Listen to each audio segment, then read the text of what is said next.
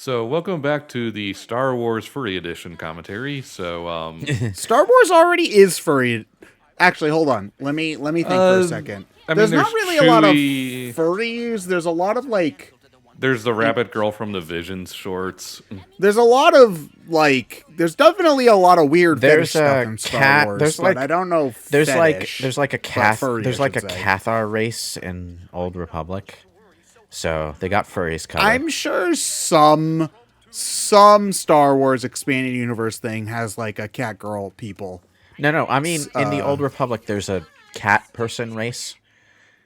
Oh, really? Yeah, it's Okay. like cat people played straight in the same way Elder Scrolls does it, where they actually look like animal people rather than anthropomorphized cartoons. women but- with but oh like- yeah, there's yeah. it's not really like furry, but there's definitely like a meme I saw of MMO races where it's just like trolls, orcs, goblins, and then they show like the ugly looking versions, and then then male for the- version for and the- then female for version. the- They just they're show all the super same hot. the same supermodel, copy and pasted 3 times with slightly different shades of skin.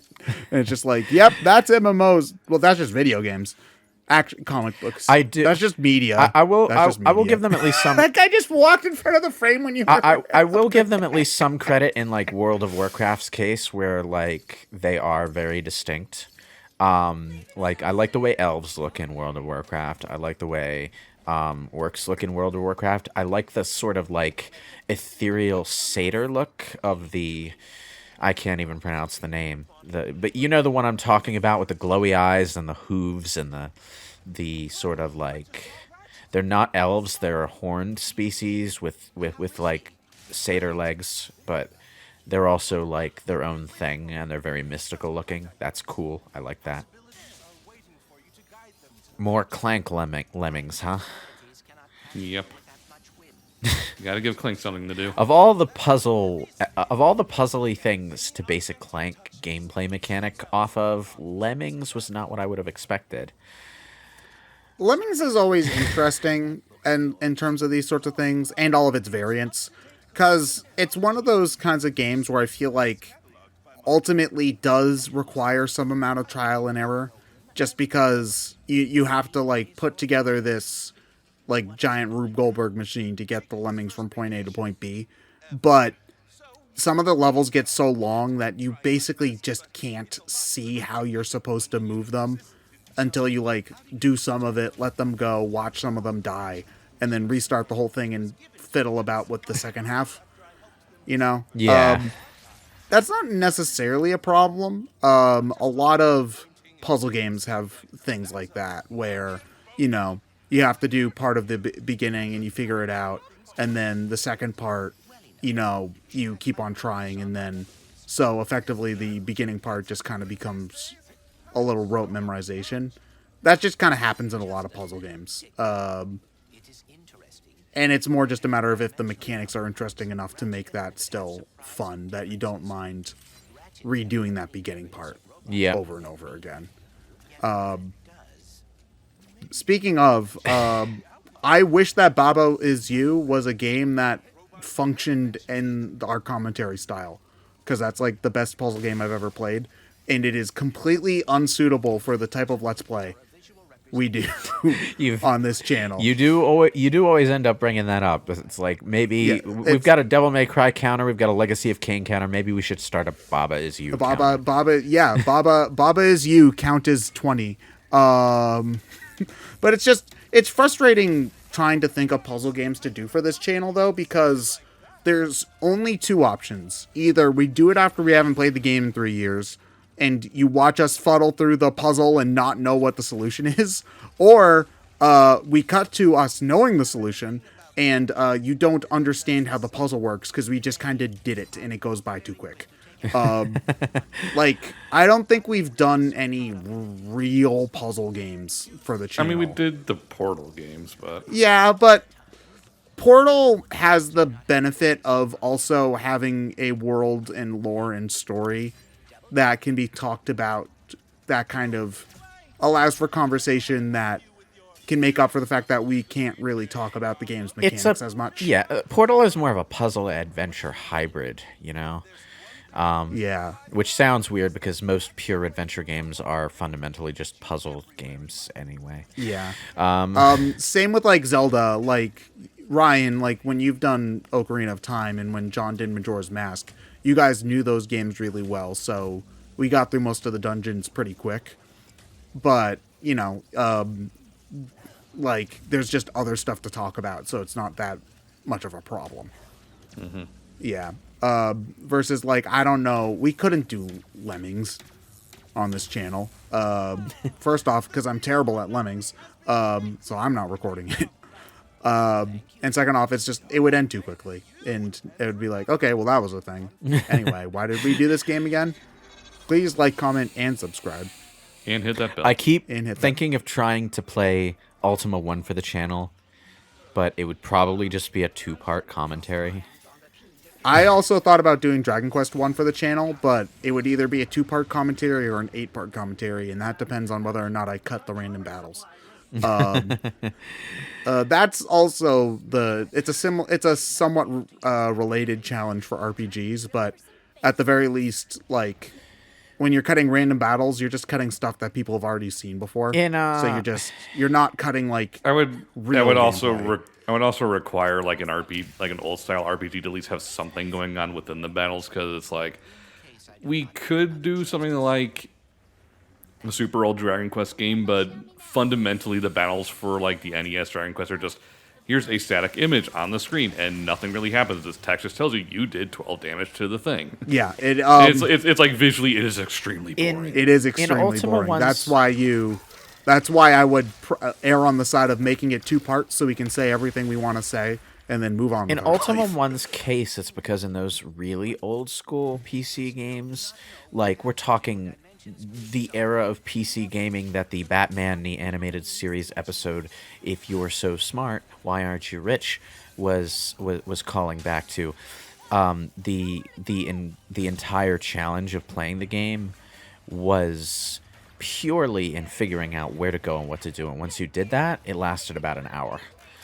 And you just have to sit there wondering why you cannot get a flask. Or you could just be like Batman and hijack the thing that sends you back to the start and just say, screw the maze. Wait, did Batman look up the strategy guide and that's how he beat? No. Oh, no. Okay, so the way the game in universe works is that if you get the answer to a thing wrong, this magic hand will just pick you up and take you back earlier into the maze, and you have to redo it and figure it out again. At that point, the hostage situation was getting grim, and Batman was just like, fuck it. He got an answer wrong on purpose. Jumped onto the hand, hijacked it, and then for flew context, it to the because this sounds so weird, the Riddler who developed the game in the first place made a real world replica of his Labyrinth game. Yeah, so like at the beginning, you'd see Robin playing this extremely old ass stick figure DOS game on the Bat computer. And it basically set up the rules for the riddles in the game that would show up in like an actual death maze later on in the episode. So Batman got so sick of the game's bullshit, he clipped through the wall and walked to the ending. Yeah. Okay. No, he didn't. I mean, I guess technically speaking, kind of. Yeah, he. It's more like he, like, say in. I'm trying to think of an apt comparison here. It's easy enough to figure out. Let's say like in Mario Brothers, like. He basically went out of his way to fight the guys in Super Mario Brothers 3 and stole the warp whistle from them and just went to the end. Yeah, pretty much. Yeah. It's probably the best way to answer the Riddler, too, because the guy's a narcissist. Actually playing by his rules is probably the wrong answer. Yeah. Yeah, that's... I mean, the interesting thing about this episode is that the Riddler gets away anyway. Yeah, he's on a plane the whole time. Jesus. I haven't watched the animated series since I was like in elementary school. Like, do the bad guys usually not get away? They usually do get like captured and thrown into Arkham. There are a few exceptions, like the first Clock King episode and the Riddler's first episode as well, where they either like their fate is uncertain or they straight up escape, like the Riddler did. Yeah, which is interesting because. Aside from technically saving the hostage, the Riddler functionally wins that episode. Yeah. So, like, when they, like, let's say they capture Penguin or whatever, and throw him in jail. They just like for the next episode he's in, he just gets out of jail off screen, is what'll happen. They'll occasionally do a busting out scene at the start of the episode just to say, hey, they got out. In the logic of the animated series, Arkham Asylum is very much a revolving door prison, and this becomes a bit of a story element during one of the later but not quite season 4 seasons. It's actually like the end of the original art style season where it comes up. There's a series of failed redemption arcs for several villains, and it's capped off by an episode about a new villain who was an abusive Arkham Asylum prison guard who gets fired and decides to become a vigilante, so Batman has to take him down. So it's not okay if somebody else beats up poor people on the street, Batman. It's more that he goes way too hard, and he basically goes over actually reformed criminals. Yeah, it's funny because like this is before Batman grims up for season 4, so he's actually like quite sympathetic to the Arkham Asylum inmates as they're trying to reform. He like the entire reason he's chasing Harley Quinn during Harley's holiday is he wants to stop her from fucking up even harder than she already has. A task that he spectacularly fails at multiple times throughout the episode. But yeah, like the only villain he's actively like no fuck you about in the first 3 seasons is Joker. Yeah, Joker's reasons. basically the only one he considers unredeemable. But like it isn't really until season 4 after the Nightwing time skip where he's like completely lost faith in the ability of criminals to reform themselves. So in which is weird because he has one successful villain under his belt. So yeah, like the ventriloquist. Yeah, it's a very odd villain to reform, but the ventriloquist was always kind of strange and sympathetic anyway. So I guess that makes sense. Doesn't he like give the ventriloquist a job? Yeah, he has a specifically. Basically Bruce sets up a specific jobs program for people coming out of prison to get their lives back on track. Yeah. So ventriloquist basically gets a job in the mail. And then at the end of the Batman and Harley Quinn movie, he gives Harley Quinn a job as thanks for like helping save the world. You see, I like that kind of stuff when they show that, because especially in the modern day, like, you know, a lot of people have come to the realization that Bruce Wayne would be more helpful to Gotham than Batman. So, like, I do like it when they do show that, like, oh, Batman set up an option for criminals to get jobs, because that is a real thing. Like, somebody gets out of prison, nobody will hire them. They have no options. They have to do crime in order to, like, get by. So, like, I always find it interesting when they go into that kind of stuff, like the stuff Batman does to help the city that doesn't involve wearing pajamas and kicking people in the face. Yeah, people always bring that up, but the answer to that is always watching Bruce sit down and write checks is not interesting. Yeah, exactly. You know, it's just, and I'm not saying that we should have the Bruce sit down and write checks comic book. However, side note, if they could get that to work, it would be cool, because one of the best runs on She-Hulk is a mostly actionless series where she's just doing lawyer shit. Wait. So I guess it could work. Back to what was happening on screen. Are we seriously doing a quest to repair a broken gemstone into a fixed gem? How does that...